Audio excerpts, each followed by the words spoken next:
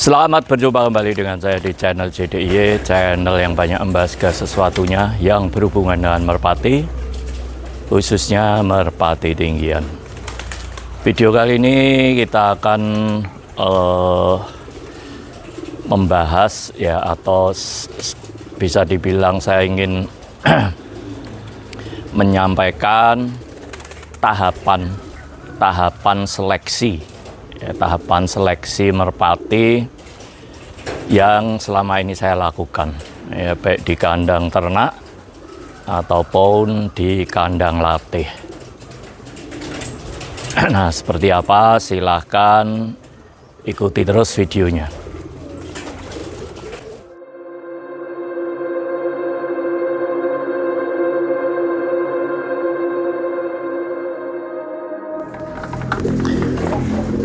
Jadi pada dasarnya ada dua tahapan seleksi ya, secara garis besarnya yang saya lakukan.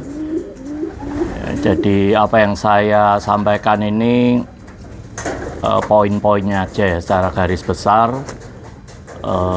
Tidak saya jelaskan secara terlalu detail ya, karena nanti videonya kepanjangan. Karena sebetulnya beberapa poin yang saya lakukan dalam proses seleksi itu juga sudah pernah saya jelaskan di beberapa video saya yang lainnya, walaupun tidak secara spesifik ya.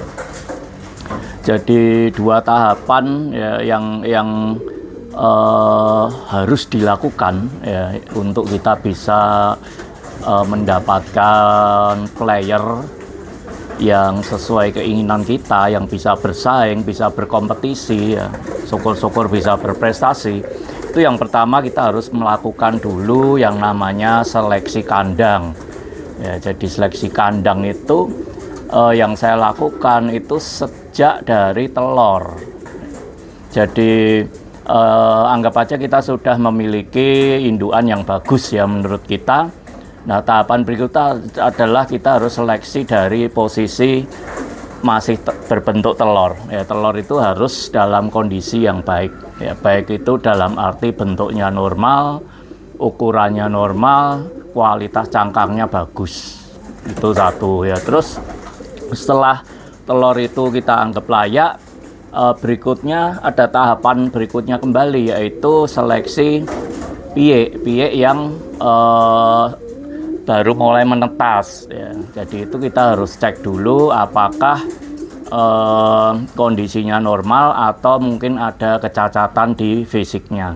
Jadi kalau ada kecacatan di fisik, misalkan ya, matanya buta atau mungkin sayapnya tidak simetris dan sebagainya, yang diperkirakan nanti akan mengganggu kinerja merpati itu ya, tentunya merpati itu tidak bisa kita pakai ya, berarti akan masuk ke dalam kelompok merpati yang kita afkir, atau kita nggak akan kita lanjutkan, kita pakai ya.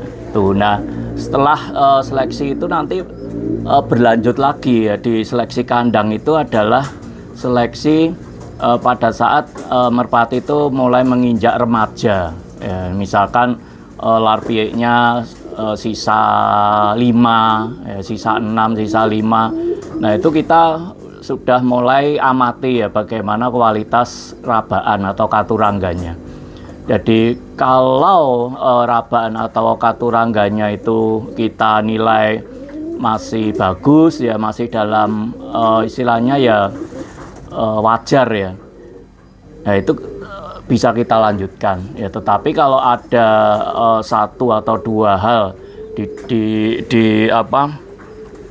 di salah satu elemen tubuh di merpati itu, atau katurangganya itu yang kita perkirakan nanti akan mengganggu kinerjanya ya, otomatis merpati itu bisa langsung masuk di dalam daftar merpati yang kita afkir ya. Seperti contohnya misalkan matanya nggak bagus, rabun ya, atau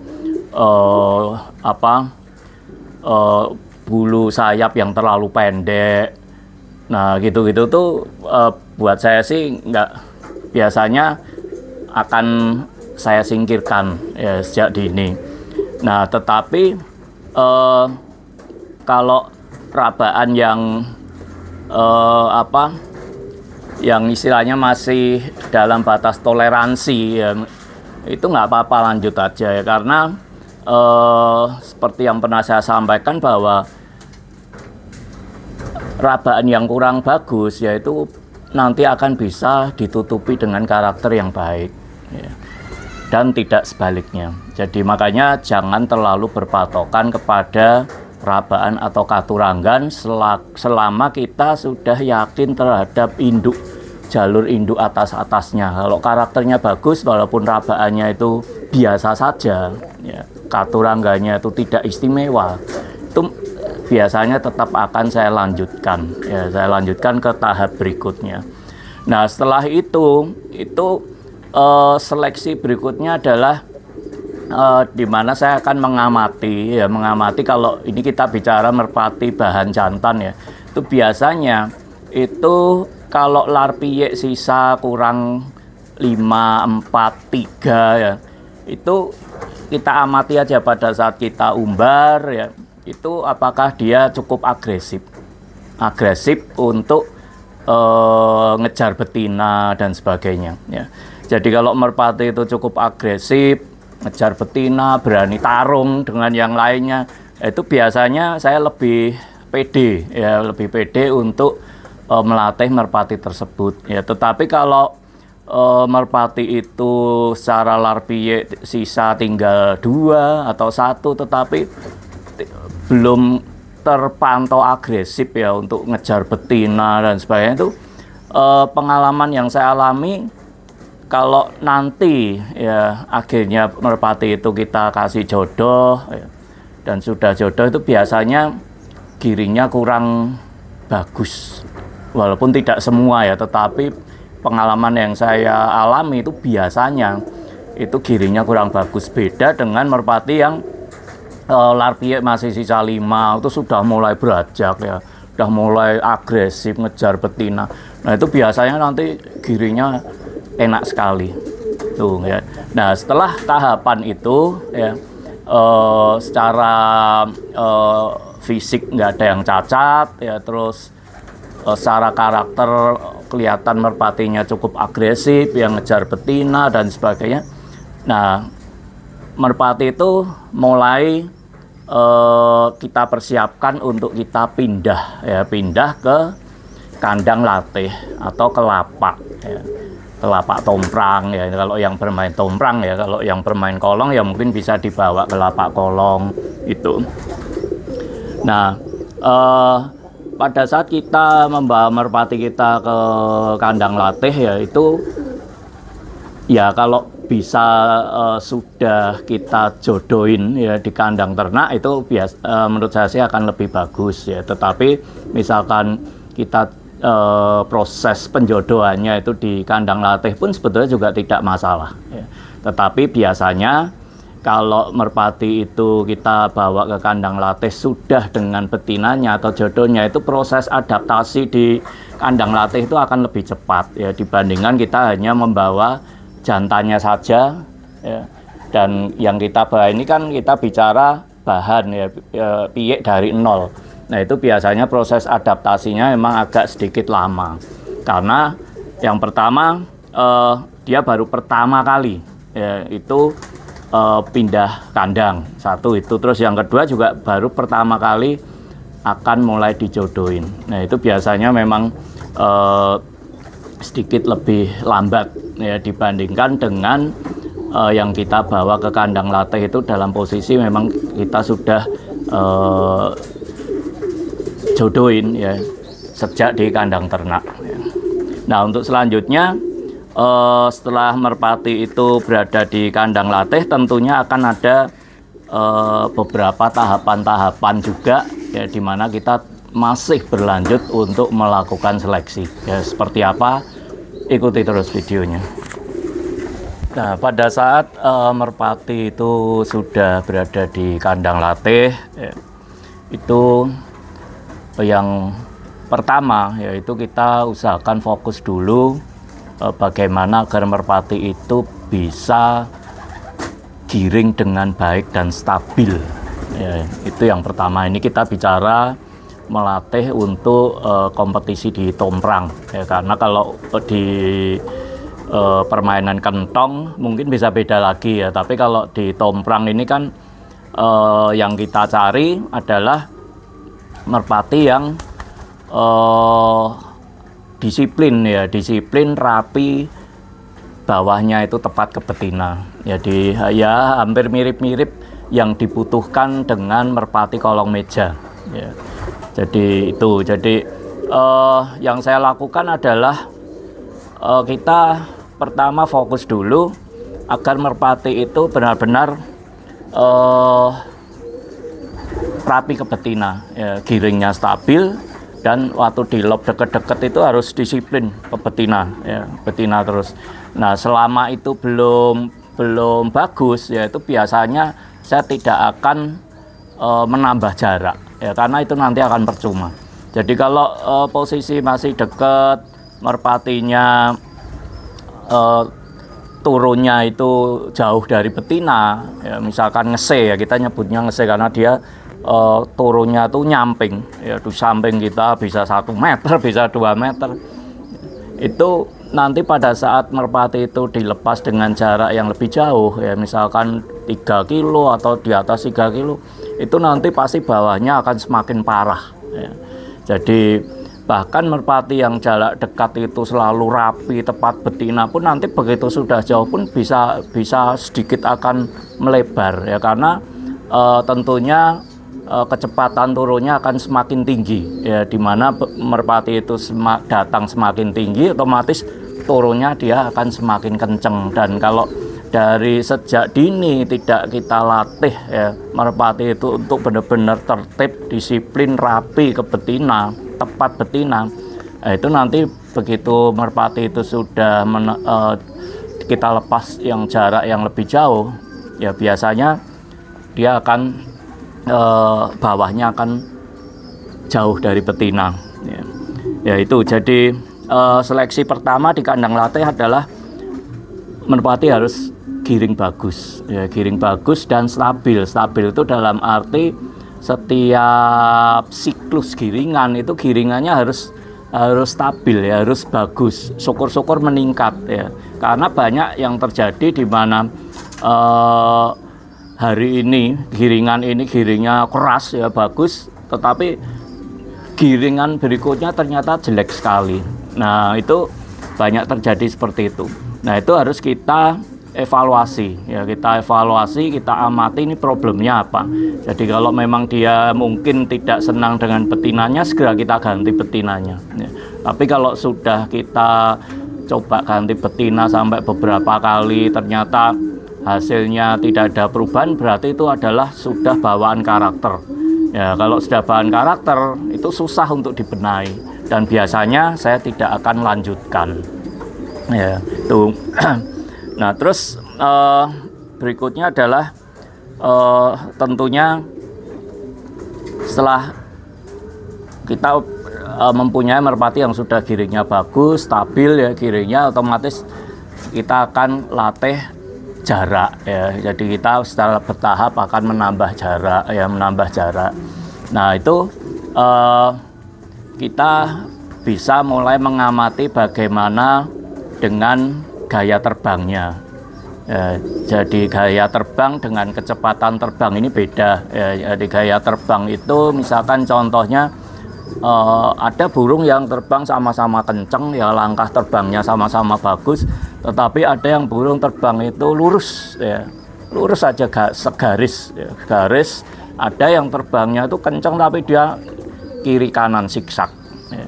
Jadi kalau saya akan memilih yang lurus ya, kenceng lurus seperti garisan itu ya, itu yang akan saya pilih ya. Tapi kalau yang siksak-siksak itu ya lebih cocok sih, hanya sih untuk tontonan aja ya, untuk hiburan ya, itu sih oke lah ya. Tapi kalau untuk kompetisi biasanya agak berat. Nah terus semakin jarak itu semakin jauh, dari situ kita juga akan bisa melihat bagaimana gaya turunnya ya, gaya turunnya. terus bagaimana burung itu masuk ke betinanya, kontrol bawahnya bagus atau tidak, ya itu bisa kita nilai ya. Tetapi sekali lagi saya mengingatkan agar jangan terlalu cepat menilai burung kalau kita benar-benar belum berpengalaman ya, karena banyak ya terjadi burung baru jarak 1 kilometer itu sudah dinilai wah ini nggak bagus, akhirnya diturunin ya. Itu ada ya, teman saya adalah beberapa yang seperti itu. Jadi tidak sabar ya, kurang sabar. Jadi begitu jarak sudah 1 kilo terlihat kok terbangnya kurang kencang nih, langsung dia turunin ya, langsung dia turunin. Akhirnya selamanya dia tidak akan pernah memiliki burung yang bagus ya. Masalahnya apa? Masalahnya ya kurang telaten atau kurang sabar ya. Jadi kalau yang saya lakukan selama saya yakin dengan indukannya dan saya amati bahwa burung ini memiliki potensi ya, prospek ya, itu kita harus coba lanjutkan terus ya, lanjutkan terus, karena burung itu ada beberapa burung yang karakternya dia baru terlihat ya, terlihat istimewanya itu setelah di jarak 3 kilo ke atas. Itu ada. Bahkan Marco Polo, burung saya yang warna hitam itu dulu jarak 1 kilo sudah suruh nurunin sama joki saya. Karena apa? Jarak 1 kilo itu terbangnya cuma 1 atap. Datang itu muncul satu di atas atap rumah itu. Nah, saya juga bingung, induknya ini super tinggi semua kok jadinya seperti ini. Tetapi saya yakin, oh ini burung nggak mungkin akan seperti ini. Akhirnya saya suruh nambah jarak, udah nekatin aja nambah jarak. Akhirnya setelah terbang di atas 2 kilo, waduh burung itu sudah tidak pernah terbang pendek, stabil tinggi terus. Bahkan itu salah satu burung paling stabil yang saya miliki.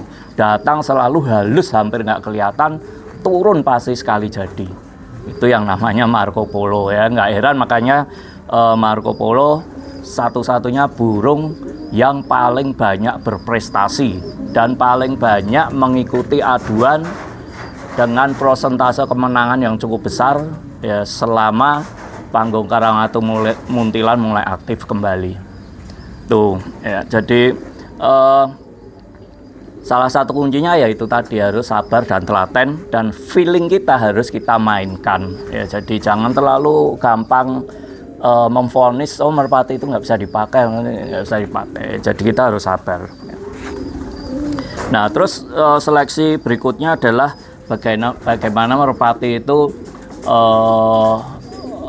bagus tidak respon gebernya, atau mungkin ada bahasa lainnya orang yang menyebut metil ya. Metil itu artinya pada saat merpati itu datang gandeng rapat, itu dia memiliki inisiatif untuk turun terlebih dahulu ya, itu yang namanya metil.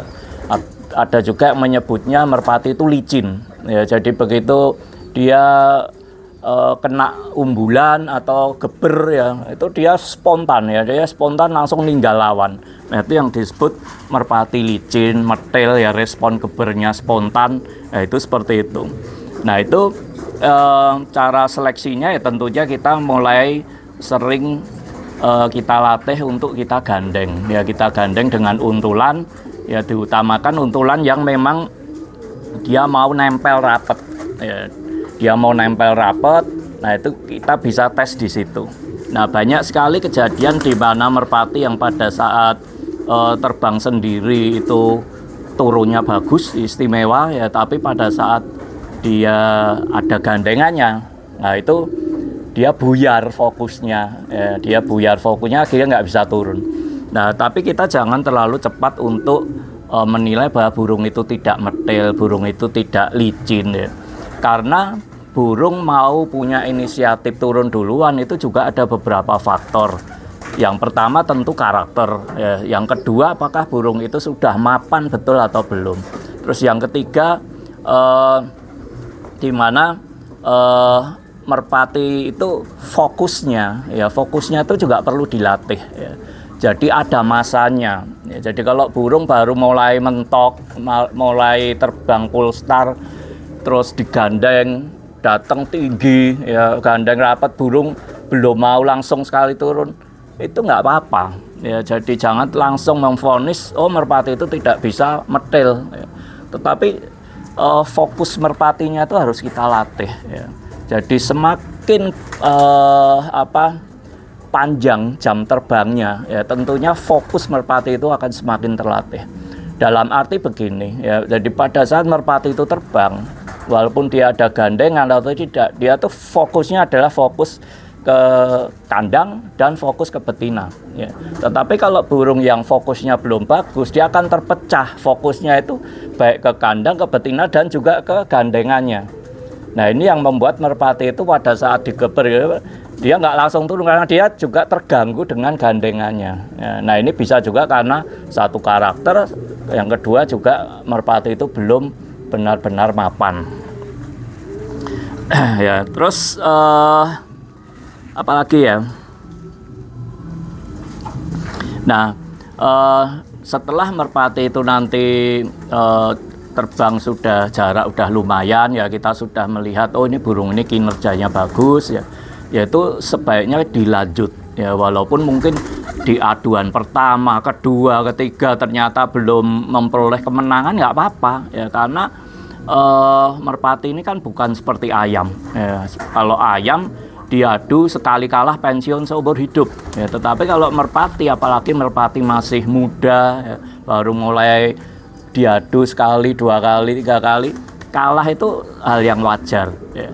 Selama merpati itu kita yakini memiliki kinerja yang baik, ya. Jadi kalau merpati itu memiliki kinerja yang baik, nah kita tinggal asah, ya, asah supaya merpati itu mapan. Mapan ini kan dalam arti bisa mapan jalur, ya. Jadi dia istilahnya jalur terbangnya itu sudah stabil, ya. Misalkan posisinya misalkan di sebelah kiri kandang, ya dia akan stabil di situ, ya. Atau di sebelah kanan kandang dia akan stabil di situ, ya, mapan jalur.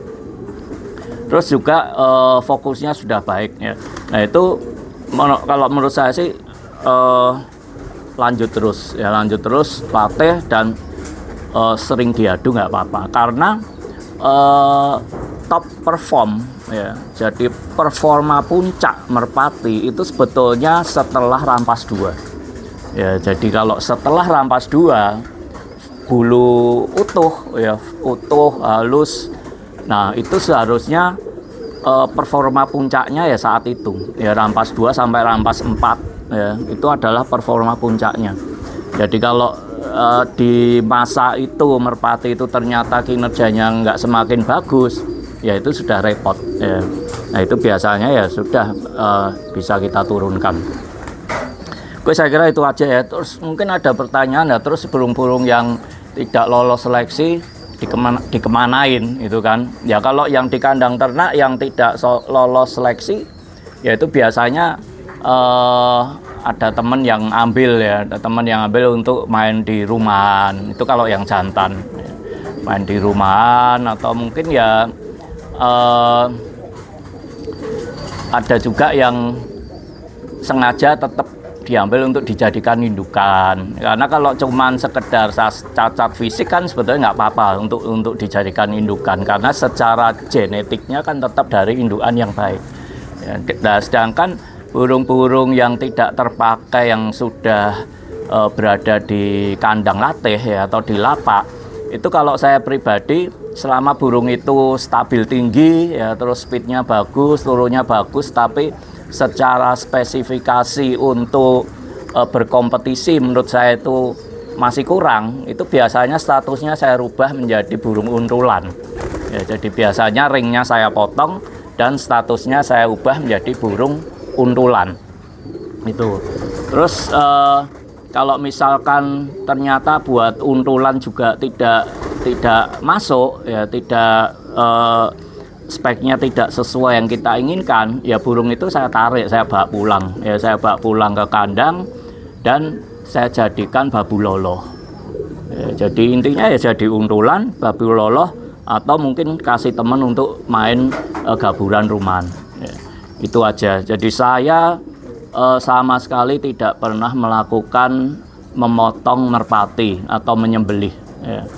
Jadi kecuali merpati itu dalam kondisi yang sakit parah ya, tidak bisa disembuhkan atau mungkin itu penyakit yang menular, itu pun saya serahkan ke teman saya suruh ambil bawa, dan karena saya tidak tega, tidak berani untuk menyembelih merpati apalagi untuk dikonsumsi ya. Jadi makanya di kandang saya, di kandang ternak ini sebetulnya banyak burung-burung yang tidak bisa dipakai afkir ya, tetapi tetap masih saya pelihara ya, tetap masih saya kasih makan, saya rawat. Bahkan ada yang setiap hari itu harus saya loloh karena paruhnya ini cacat ya. Jadi paruh paling atas itu bengkong ke kiri, paruh yang bawah itu bengkongnya ke kanan. Ini sudah otomatis nggak bisa makan sendiri. Nah ini mungkin kalau di peternak lain itu sudah pasti akan dipotong, dibuang ya. Tapi karena saya ini dasarnya adalah hobi, mencintai merpati, nah itu nggak bisa saya lakukan ya untuk seperti itu. Jadi merpati tetap saya rawat ya. Nah, ini ada merpatinya, coba saya pegang ya. Wah, terbang malan, nggak bisa ketangkep ya. Jadi itu tetap saya setiap hari saya loloh ya untuk makan ya, biarinlah dia tetap happy di kandang saya ya, walaupun tidak menghasilkan apa-apa. Karena dilatih juga tidak bisa, jadi babu loloh pun tidak bisa ya, karena ya ngelolohnya akan susah nanti ya, tapi ya biarin aja di sini. Nah itulah yang bisa saya sampaikan ya pada saat ini, tahapan-tahapan dalam menyeleksi merpati. Jadi memang tidak mudah untuk bisa mendapatkan merpati seperti yang kita inginkan ya, sampai lepasan polstar, kinerjanya bagus dan stabil, apalagi sampai berprestasi.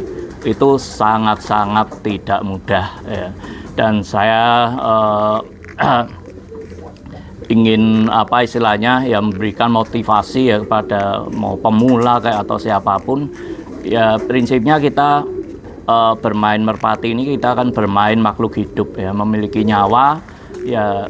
Tolong harus didasari dengan ya kecintaan kita ya terhadap merpati yang sudah membuat kita bahagia ya. Jadi jangan disiksa ya, jangan terlalu menyia-nyiakan merpati walaupun nanti ternyata hasilnya tidak seperti yang kita inginkan.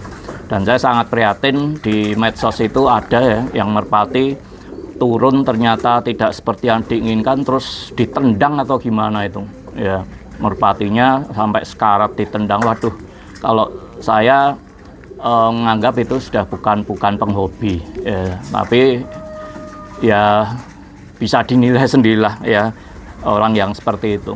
Oke, saya kira itu dulu yang bisa saya sampaikan, semoga bermanfaat dan terima kasih.